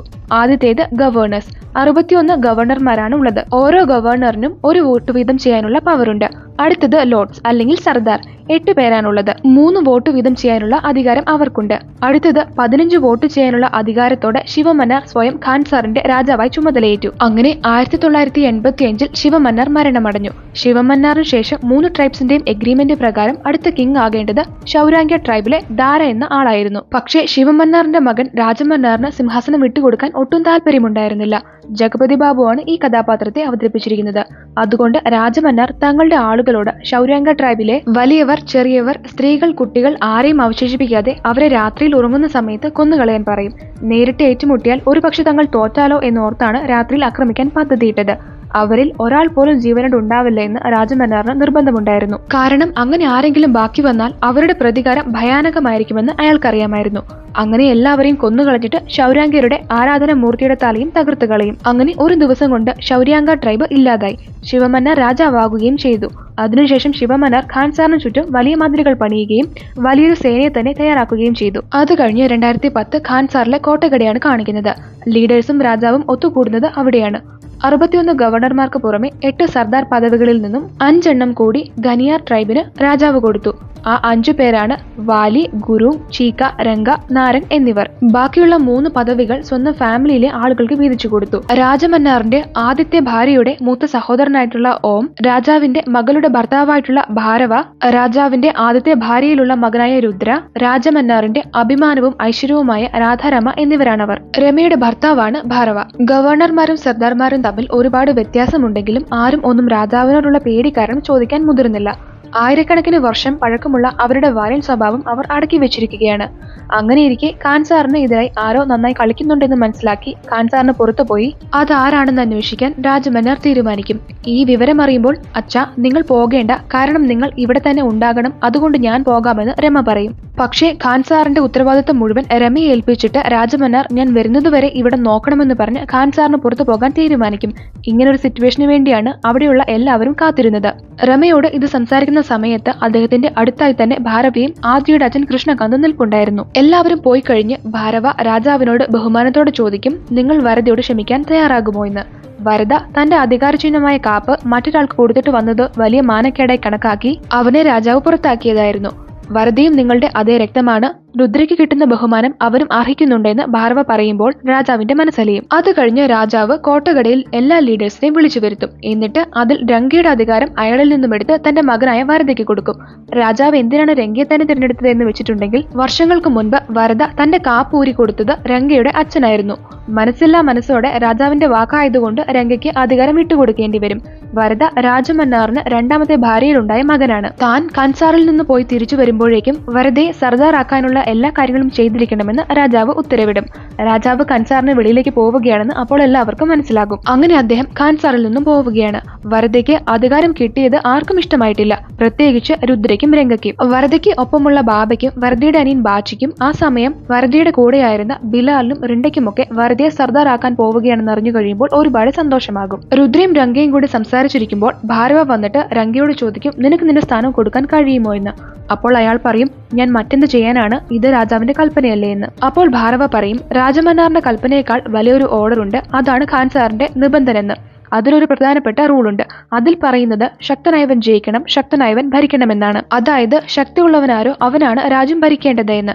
രുദ്രയുടെ അടുത്ത് ചെന്ന് ഭാർഗവ, വരദയോടുള്ള നിന്റെ ദേഷ്യം അവൻ ജനിച്ചു മുതൽ ഉള്ളതല്ലേ എന്നെല്ലാം പറഞ്ഞ് എരിവ് കയറ്റി കൊടുക്കുകയാണ്. ഇന്ന് നിന്റെ സ്ഥാനമാണെങ്കിൽ നാളെ അത് ഒരുപക്ഷെ എന്റെ ആയിരിക്കും, അതുകൊണ്ട് നമ്മുടെ കൂട്ടത്തിൽ ശക്തിയുള്ളവൻ ഭരിക്കണം എന്നെല്ലാം പറഞ്ഞ് അവരെ അയാൾ മാനിപ്പുലേറ്റ് ചെയ്യും. രാജാവ് തിരിച്ചു വരുമ്പോഴേക്കും വരദ ജീവനോടെ ഇല്ലെങ്കിൽ എങ്ങനെ ഉണ്ടാവുമെന്ന് അർത്ഥം വെച്ച് അയാൾ അവരോട് ചോദിക്കും. അങ്ങനെ രുദ്ര വരദയെ കൊല്ലാൻ വേണ്ടിയിട്ട് പണ്ഡിറ്റ് എന്നൊരാളെ കൊണ്ടുവരും.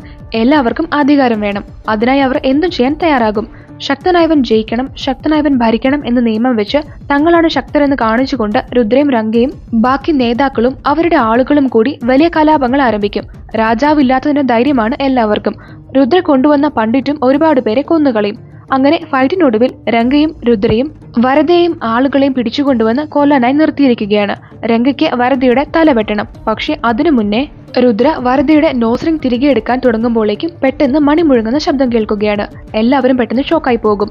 രാജാവിന്റെ പ്ലേസിൽ നിന്നുമാണ് കലാപം നിർത്താനുള്ള മണിമുഴക്കം കേട്ടത്. അക്രമങ്ങളെല്ലാം എല്ലാവരും പെട്ടെന്ന് നിർത്തും. എന്നിട്ട് രുദ്രയും ബാക്കിയുള്ളവരും കൂടി കോട്ടക്കടയിലേക്ക് ചെന്ന് ചോദിക്കും, ആരാണ് ഞങ്ങളെ തടഞ്ഞത് എന്ന്. അപ്പോൾ രമ ഇറങ്ങി വന്ന് പറയും, ഞാനാണ് തടഞ്ഞത്. ഞാനിപ്പോൾ രാജാവിനെ റെപ്രസെന്റ് മാത്രം ചെയ്യുന്നത് കൊണ്ട് നിങ്ങളിപ്പോൾ ജീവനോടെയുണ്ട്.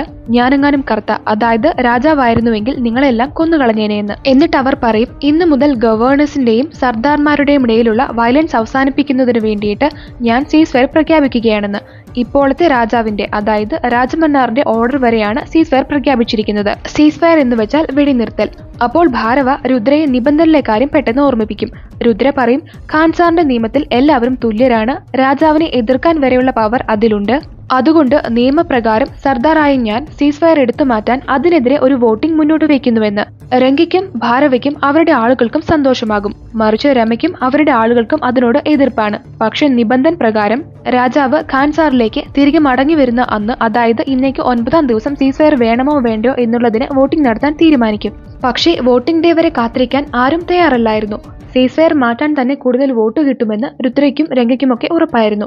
കാരണം എല്ലാവരെയും കൊന്ന് അവസാനം ശക്തനായവന് രാജ്യം ഭരിക്കാൻ പറ്റുമല്ലോ. എല്ലാവരും ശക്തരായ ആർമീസിനെ റെഡിയാക്കി നിർത്താൻ തുടങ്ങി. സെർബിയയിൽ നിന്നും റിപ്പബ്ലിക്കൻ ആർമി, ഓസ്ട്രിയയിൽ നിന്നും ബ്ലാക്ക് ബ്രിഗേഡ് ആർമി, ഉക്രൈനിൽ നിന്നും ഫ്രോണ്ടിയർ റിബൽസ്, അഫ്ഗാനിസ്ഥാനിലെ വസീർ ലഷ്കർ, റഷ്യയുടെ KGB റീബൽ ഔട്ട്ഫിറ്റ്, സൗത്ത് സുഡാന്റെ റെസിസ്റ്റന്റ് മിലീഷ്യ തുടങ്ങി ഒരുപാട് ആർമീസ് റെഡിയായി നിന്നു. രുദ്ര പണ്ഡിറ്റിനെയും റെഡിയാക്കിയിട്ടുണ്ട്. വരദയുടെ അനിയനും ബിലാലും ഒക്കെ പേടിച്ചിരിക്കുകയാണ്. കാരണം അവർക്ക് മാത്രമാണ് ആർമീസും വെപ്പൺസും ഒന്നുമില്ലാത്തത്. സീസ് ഫയർ മാറ്റിയാൽ ആദ്യം അറ്റാക്ക് ചെയ്യാൻ പോകുന്നതും അവരെ തന്നെയായിരിക്കും. അനിയൻ വരദയോട് നമ്മൾ ആരെയാണ്, എത്ര പേരെയാണ് കൊണ്ടുവരുന്നത് എന്നെല്ലാം ചോദിച്ചുകൊണ്ടേയിരിക്കുകയാണ്. വരദ ഒന്നും പറയില്ല. പക്ഷെ അയാൾ മനസ്സിലെന്തോ കണ്ടിട്ടുണ്ട്. അങ്ങനെ വരദ റിണ്ടയ്ക്കും ബിലാലിനുമൊപ്പം തങ്ങളുടെ ആർമിയെ കൊണ്ടുവരാൻ പോവുകയാണ്. പക്ഷെ ഒരു ജീപ്പും അതിൽ ഒറ്റ ഒഴിഞ്ഞ സീറ്റുമായിട്ടാണ് അവർ പോയതെന്ന് മാത്രം. അവർ ഗുജറാത്തിലെ ബറൂച്ചിലെത്തും. അവിടെയായിരുന്നു ദേവ ഉണ്ടായിരുന്നത്. അവർ 25 വർഷങ്ങൾക്ക് ശേഷം ഇപ്പോഴാണ് വീണ്ടും മീറ്റ് ചെയ്യുന്നത്. സന്തോഷം കൊണ്ട് അവർ കെട്ടിപ്പിടിക്കും. വരദ അമ്മയെ മീറ്റ് ചെയ്യും. വരദയുടെ ദേഹത്തുള്ള മുറിപ്പാടുകളൊക്കെ കാണുമ്പോൾ അവൻ പ്രശ്നത്തിലാണെന്നും തന്റെ സഹായം ചോദിക്കാൻ വന്നതാണെന്നും ദേവയ്ക്ക് മനസ്സിലാകും.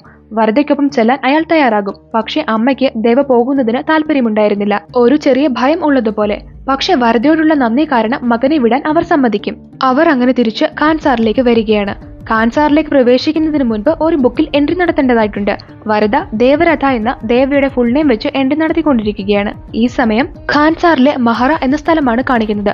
സർദാർമാരിൽ ഒരാളായ നാരംഗിന്റെ മകൻ വിഷ്ണു സ്ത്രീകളുള്ള അവിടേക്ക് ചെന്ന് ഓരോ പെൺകുട്ടികളായി പിടിച്ചുകൊണ്ടുപോയി അബ്യൂസ് ചെയ്യും. കുറെ പെൺകുട്ടികളെ കൊച്ചു കുട്ടികളാണെന്ന് പോലും നോക്കാതെ അവൻ ഉപദ്രവിച്ചിട്ടുണ്ട്. അവൻ എങ്ങനെയാണ് പെൺകുട്ടികളെ തിരഞ്ഞെടുക്കുന്നത് എന്ന് വെച്ചിട്ടുണ്ടെങ്കിൽ ഒരു പട്ടം കൊണ്ട് അവൻ അവിടേക്ക് ചെല്ലും. ആ പട്ടം നല്ല ഉയരത്തിൽ പറപ്പിക്കും. എന്നിട്ട് അതിന്റെ നൂൽ അവൻ തന്നെ കട്ട് ചെയ്ത് വിടും. ആ പട്ടം കാറ്റത്തുകൂടെ ഏത് വീടിന്റെ മുകളിലാണോ ചെന്ന് വീഴുന്നത് ആ വീട്ടിലെ പെൺകുട്ടിയായിരിക്കും അവൻ അന്ന് കൊണ്ടുപോകുന്നത്. അവിടെ സുരഭി എന്നു പേരുള്ള ഒരു പെൺകുട്ടി ഉണ്ടായിരുന്നു. അവളുടെ ക്ലോസ് ആയിട്ടുള്ളവരെയെല്ലാം വിഷ്ണു പിടിച്ചുകൊണ്ടുപോയി. ആരും അവനെ ഇതുവരെ തടയാൻ തയ്യാറായിട്ടില്ല. അവൾ കാളിയുടെ മുന്നിൽ പോയി സഹായിക്കണമെന്ന് പറഞ്ഞ് പ്രാർത്ഥിക്കും. പക്ഷെ അപ്പോൾ അവളുടെ അമ്മ പറയും, ഈ നരകത്തിൽ നിന്ന് നമ്മളെ ഒരു ദൈവവും രക്ഷിക്കില്ല എന്ന്. ഇത് കേട്ട ഉടനെ സുരഭി കാളിയുടെ മുന്നിൽ നിന്ന് തിരിഞ്ഞു നിന്ന് കരഞ്ഞു പ്രാർത്ഥിക്കും. എന്നിട്ട് പറയും, ദൈവം വന്നില്ലെങ്കിൽ ഒരു രാക്ഷസനെങ്കിലും വന്ന് രക്ഷിക്കട്ടെ എന്ന്. ഈ ഡയലോഗ് പറയുമ്പോഴേക്കുമാണ് എൻട്രി എല്ലാം കഴിഞ്ഞ് ദേവ ഖാൻസാറിലേക്ക് തന്റെ കാലെടുത്ത് വെക്കുന്നത്. സുരഭി പറഞ്ഞ രാക്ഷസൻ എത്തിക്കഴിഞ്ഞു എന്നായിരിക്കും ഈ സീൻ കൊണ്ട് ഉദ്ദേശിക്കുന്നത്. അങ്ങനെ നീണ്ട 25 വർഷങ്ങൾക്ക് ശേഷം ദേവ ഖാൻസാറിൽ തിരികെ എത്തി. വരദയെ സഹായിക്കാൻ ഒരാൾ എത്തിയിട്ടുണ്ടെന്ന് എല്ലാവരും അറിഞ്ഞു. ബിലാലിനും റിണ്ടയ്ക്കും ബാച്ചിക്കും ദേവിൽ വിശ്വാസമൊന്നുമില്ല. ഒരാളെ ഉള്ളൂ എന്ന് പറഞ്ഞ് ടെൻഷനിലാണ് അവർ. അനിയൻ അതിന് ഒരു വഴക്കുണ്ടാക്കുകയും ചെയ്യുന്നുണ്ട്. അടുത്ത സീനിൽ വോട്ടിങ്ങിന് 7 ദിവസം മുൻപുള്ള ഒരു ദിവസമാണ് കാണിക്കുന്നത്. നാരംഗ് മകൻ വിഷ്ണുവിനെ വിളിച്ചിട്ട് പറയും, ഞാൻ എന്റെ സർദാർ സ്ഥാനം നിനക്ക് നൽകാൻ പോവുകയാണെന്ന്. വിഷ്ണുവിന് ഇത് കേൾക്കുമ്പോൾ സന്തോഷമാകുന്നുണ്ട്. ഈ സമയമെല്ലാം രുദ്ര വരദയുടെ മനസ്സമാധാനം കെടുത്തിക്കൊണ്ടിരിക്കുകയാണ്. അതിനുള്ള പണികൾ ചെയ്യാൻ വിഷ്ണുവാണ് രുദ്രയെ സഹായിക്കുന്നത്. അത് കഴിഞ്ഞ് അടുത്ത ദിവസം വരദ ആളുകൾക്കൊപ്പം പുറത്തേക്ക് പോവുകയായിരുന്നു. അപ്പോൾ വിഷ്ണുവും ആളുകളും വന്ന് അയാളെ ഒരുപാട് അപമാനിക്കും. പക്ഷെ വരദ തിരിച്ച് ഒന്നും പറയാൻ കൂട്ടാക്കില്ല. അതുപോലെ തന്നെ വരദയുടെ ചുറ്റിലും ശത്രുക്കളാണിപ്പോൾ. അവർ വരദയുടെയും ഗ്യാങ്ങിന്റെയും മനസമാധാനവും മാനവും കെടുത്തിക്കൊണ്ടേയിരിക്കും. ഇതെല്ലാം ദേവിയും കാണുന്നുണ്ട്. തന്റെ സുഹൃത്തിനോട് ചെയ്യുന്നതൊന്നും അയാൾക്ക് സഹിക്കാൻ പറ്റുന്നില്ല. പക്ഷേ സീസ് ഫയർ ആയതുകൊണ്ട് വരദ ദേവയെ എന്തെങ്കിലും ചെയ്യുന്നതിൽ നിന്നും തടഞ്ഞിരിക്കുകയാണ്. എങ്കിലും ദേവയുടെ കൺട്രോൾ ഒരു ദിവസം പോകുമെന്ന ഭയം വരദയ്ക്കുണ്ട്. അങ്ങനെ ഒരു ദിവസം മദ്യപിച്ച് വരദ താൻ അനുഭവിക്കുന്ന വിഷമവും മാനക്കേടുമൊക്കെ ദേവയോട് പറയും. അയാൾ പറയും, എന്നെക്കുറിച്ചോ അല്ലെങ്കിൽ എനിക്ക് ബാക്കിയുള്ള കുറച്ച് അഭിമാനം പോകുന്നതിനെ കുറിച്ചോ അല്ല ഭയം, എന്റെ അനിയൻ ബാച്ചിയെക്കുറിച്ച് മാത്രമാണെന്ന്. അവന് ഒന്നും സംഭവിക്കില്ല, നീ അവനെ നോക്കണമെന്നെല്ലാം വരദ ദേവയോട് പറയും. നെക്സ്റ്റ് സീനിൽ വോട്ടിങ്ങിന് 4 ദിവസം മുന്നുള്ള കാര്യമാണ് കാണിക്കുന്നത്. രമയൊക്കെ തങ്ങൾക്ക് എത്ര വോട്ട് കിട്ടുമായിരിക്കും എന്നുള്ള കാൽക്കുലേഷനിലാണ്. രുദ്രയും അധികാരികളെ തങ്ങൾക്കൊപ്പം നിർത്താൻ നോക്കുന്നുണ്ട്. തനിക്കൊപ്പം നിൽക്കാത്തവരെ സീസ് ഫയർ എടുത്ത് മാറ്റിയതിനു ശേഷം കൊല്ലാൻ കാത്തിരിക്കുകയാണ് രുദ്രയും പണ്ഡിറ്റും. വീണ്ടും മഹറ എന്ന പ്ലേസ് ആണ് കാണിക്കുന്നത്. വിഷ്ണു പതിവ് പോലെ പെൺകുട്ടികളെ പിടിക്കാൻ ഇറങ്ങിയിരിക്കുകയാണ്. എല്ലാ സ്ത്രീകളും പേടിച്ച് വീടിനുള്ളിൽ കയറിയിരിക്കും. അവിടേക്ക് വരദയും ആളുകളും വിഷ്ണു വിളിച്ച പ്രകാരം എത്തിച്ചേർന്നിട്ടുണ്ടായിരുന്നു. ദേവ അപ്പോൾ അവർക്കൊപ്പമില്ലായിരുന്നു. ഈ പ്രാവശ്യം നറുക്ക് വീണത് സുരഭിക്കാണ്. അവളുടെ അമ്മ കരഞ്ഞപേക്ഷിച്ചെങ്കിലും വിഷ്ണുവിന് മനസ്സിലാവുണ്ടായില്ല. ഈ സമയം അവിടേക്ക് ദേവ എത്തിയിട്ടുണ്ടായിരുന്നു. ആ പെൺകുട്ടിയുടെയും അമ്മയുടെയും അവസ്ഥ കാണുമ്പോൾ തന്റെ അമ്മയെ ദേവയ്ക്ക് പെട്ടെന്ന് ഓർമ്മ വരും. ദേവ വിഷ്ണുവിന്റെ ആളുകളെ ഓരോരുത്തരെ അടിക്കാൻ തുടങ്ങും. ഇത്തവണ വരദ ദേവയെ തടഞ്ഞില്ല. അയാൾ ഒന്നും കാണുന്നില്ല എന്നുള്ള രീതിയിൽ കണ്ണടച്ച് കൈകെട്ടി നിൽക്കുകയാണ്. ദേവ ആളുകളെ കൊല്ലുന്നത് കാണുമ്പോൾ വിഷ്ണു ഷോക്കാകും. ദേവയുടെ ഭാവമാറ്റത്തിന്റെ ഞെട്ടലിലാണ് വരദയുടെ ആളുകളും. സീസ്റ്റർ പ്രഖ്യാപിച്ചിട്ടും ദേവ വയലൻസ് ചെയ്യുന്നത് കണ്ടിട്ട് ബിലാൽ പറയും അവനെ തടയൂ എന്ന്. പക്ഷെ വരദ പറയും അവന്റെ ശ്വാസം നിൽക്കുന്നത് വരെ ഇനി അവനെ തടയാൻ പറ്റില്ല എന്ന്. ആ ഗ്രാമത്തിലെ സ്ത്രീകൾക്കും ഇപ്പോൾ ഒരു ആത്മവിശ്വാസം വന്നിട്ടുണ്ട്.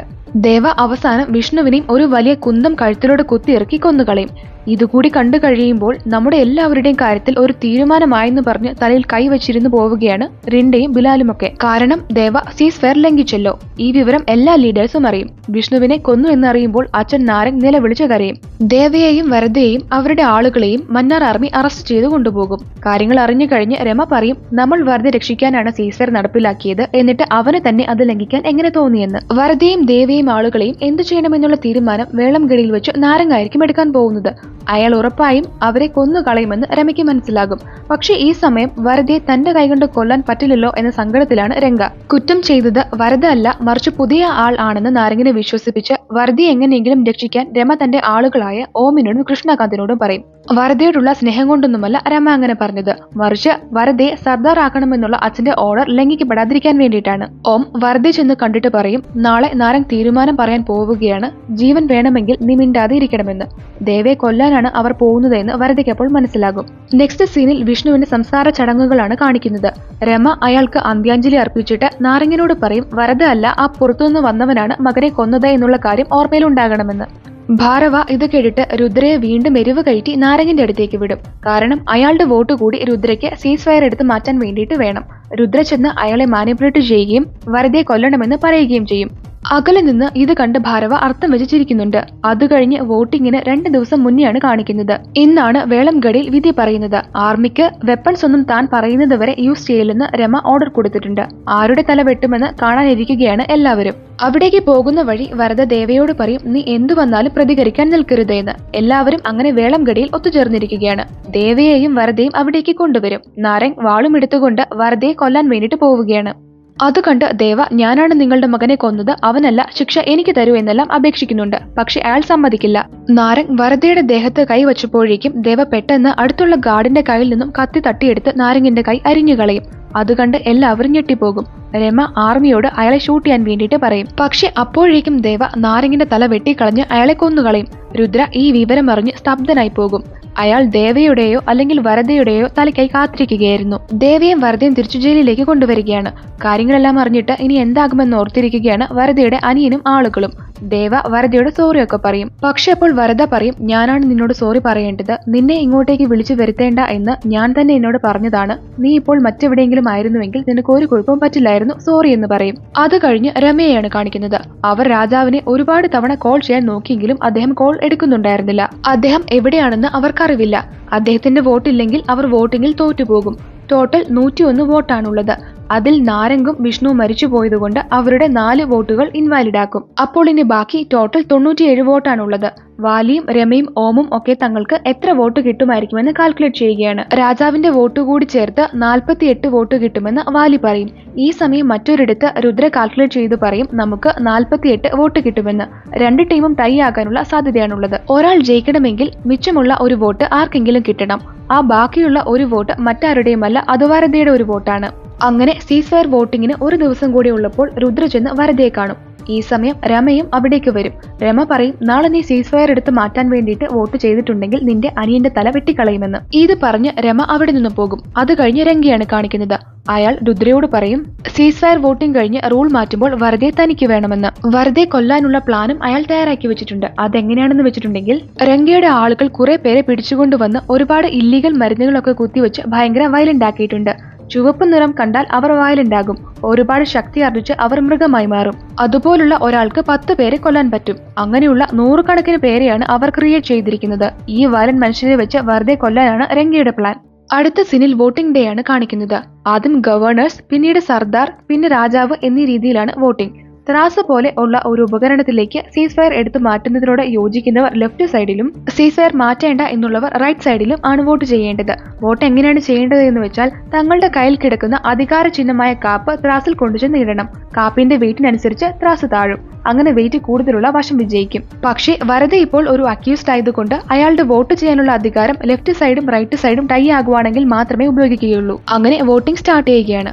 സമയം നോക്കാനുള്ള അവർ ഗ്ലാസും സെറ്റ് ചെയ്യും. അതിലെ മണൽ മുഴുവൻ അടുത്ത സൈഡിലാകുന്നതിന് മുൻപ് വോട്ടിംഗ് കഴിഞ്ഞിരിക്കണം. അത്രയുമാണ് വോട്ടിംഗ് സമയം. ഓരോരുത്തരായി വോട്ട് ചെയ്യാനായി തുടങ്ങും. വോട്ടിംഗിൽ മുൻതൂക്കം റൂൾ മാറ്റണമെന്നുള്ള രുദ്രയുടെ ഒക്കെ സൈഡിന് തന്നെയാണ്. ഇതുവരെ രാജാവിന്റെ ഒരു വിവരവും ഇല്ലാതാനും. അങ്ങനെ രാജാവും വരദയും ഒഴികെ എല്ലാവരുടെയും വോട്ടിംഗ് കഴിഞ്ഞു. റൂള് മാറ്റാൻ 48 വോട്ടും മാറ്റേണ്ട എന്നതിന് 33 വോട്ടുമാണ് കിട്ടിയത്. സമയം തീരുന്നതിന് മുന്നേ രാജാവ് വന്ന് വോട്ട് ചെയ്തില്ല എങ്കിൽ റൂള് മാറ്റുകയും അവിടെ ഒരു രക്തപ്പുഴ തന്നെ ഒഴുകുകയും ചെയ്യും. എല്ലാവരും അങ്ങനെ ഉറ്റുനോക്കിക്കൊണ്ടിരിക്കുമ്പോൾ രാജാവ് രാജമനാർ ഖാൻസാറിലേക്ക് തിരിച്ചെത്തുകയും റൂള് മാറ്റേണ്ട എന്നതിന് തന്റെ 15 വോട്ട് നൽകുകയും ചെയ്യും. അങ്ങനെ വോട്ടിംഗ് ടൈ ആയി. ഇനിയിപ്പോൾ വരദയുടെ വോട്ട് കൂടി വേണം. അവൻ എന്തു ചെയ്യുമെന്ന് നോക്കുകയാണ് എല്ലാവരും. സ്വന്തം ജീവൻ രക്ഷിക്കാനായി അവൻ റൂൾ മാറ്റേണ്ട എന്നുള്ള റൈറ്റ് സൈഡിലാണ് വോട്ട് ചെയ്യേണ്ടത്.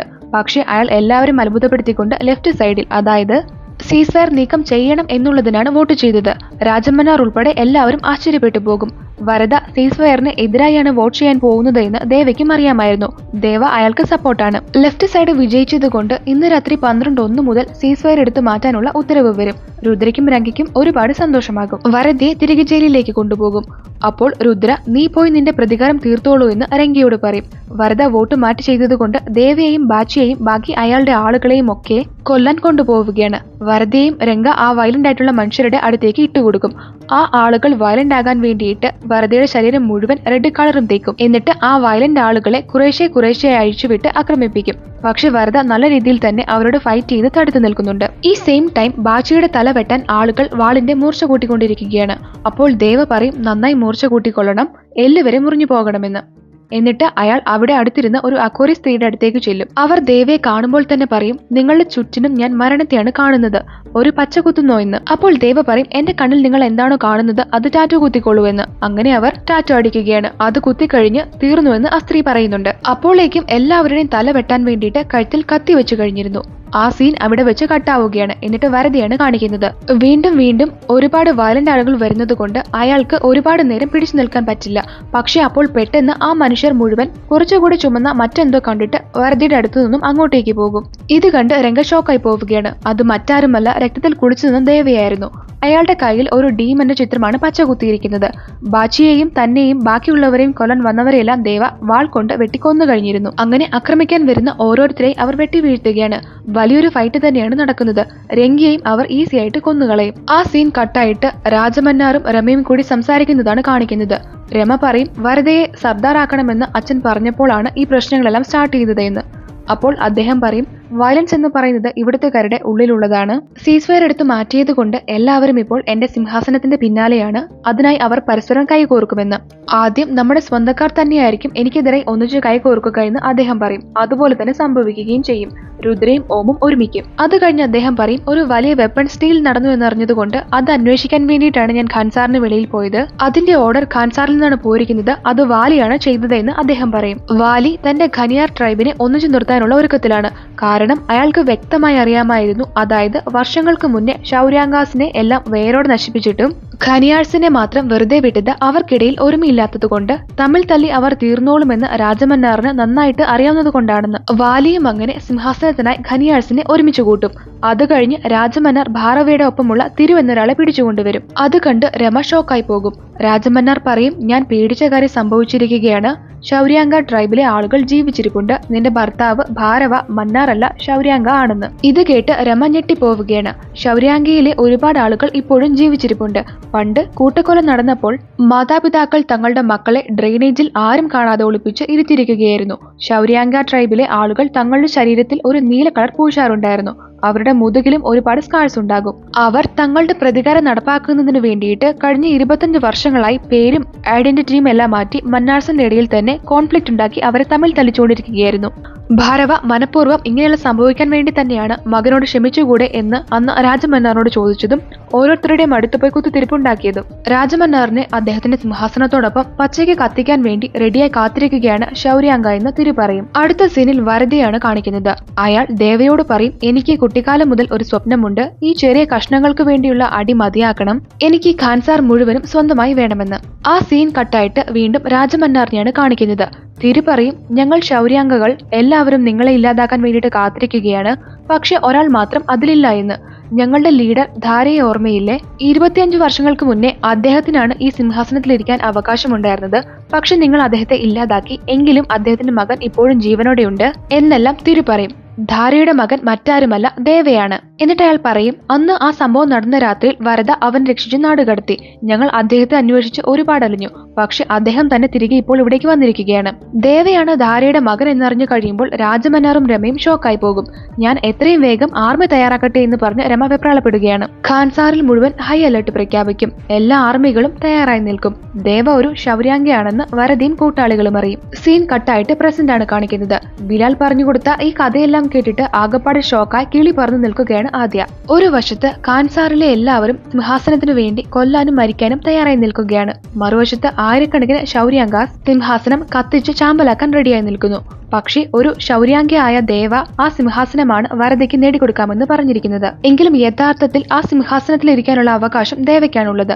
ആ കാര്യം ദേവയ്ക്ക് അറിയാമോ എന്ന് ഇപ്പോൾ പറയുന്നില്ല. ഒരു പക്ഷേ അവൻ ആ കാര്യങ്ങൾ അറിയിക്കുകയാണെങ്കിൽ എന്തായിരിക്കും സംഭവിക്കുകയെന്നും അറിയില്ല. ഇത്രയും ചോദ്യങ്ങൾ ഈ സിനിമ ബാക്കി വെക്കുന്നുണ്ട്. സലാർ പാർട്ട് 1 സീസ്ഫയർ അവസാനിക്കുന്നത് ദേവ ശരീരം മുഴുവൻ ശൗര്യാംഗാസിന്റെ നീല നിറമാകുന്നത് കാണിച്ചുകൊണ്ടാണ്. സെക്കൻഡ് പാർട്ടിന്റെ title name Salaar part 2 Shouryanga Parvam എന്നും അവസാനം കാണിക്കുന്നുണ്ട്. സെക്കൻഡ് പാർട്ടിലായിരിക്കും രണ്ട് സുഹൃത്തുക്കൾ തമ്മിൽ ബദ്ധ ശത്രുക്കളാകാൻ മാത്രം എന്തായിരുന്നു 7 വർഷങ്ങൾക്ക് മുന്നേ സംഭവിച്ചതെന്ന് കാണിക്കുന്നത്. ഈ ചിത്രത്തിന്റെ കഥയും എക്സ്പ്ലനേഷനും എങ്ങനെയുണ്ടായിരുന്നുവെന്ന് കമന്റിൽ അറിയിക്കുക. ഈ മൂവിയിലെ കാര്യങ്ങൾ മാക്സിമം എക്സ്പ്ലെയിൻ ചെയ്യാൻ നോക്കിയിട്ടുണ്ട്. മൂവിയുടെ കഥ എല്ലാവർക്കും മനസ്സിലായെന്ന് വിചാരിക്കുന്നു. വീഡിയോ അവസാനം വരെ കണ്ട എല്ലാവർക്കും ഒരുപാട് നന്ദി. നിങ്ങൾ ഇതുവരെ ഈ ചാനൽ സബ്സ്ക്രൈബ് ചെയ്തിട്ടില്ല എങ്കിൽ ദയവ് ചെയ്ത് സബ്സ്ക്രൈബ് ചെയ്ത് സപ്പോർട്ട് ചെയ്യുക. അടുത്തൊരു വീഡിയോയുമായി ഉടനെ തന്നെ കാണാം. അതുവരെ എല്ലാവർക്കും ഗുഡ് ബൈ.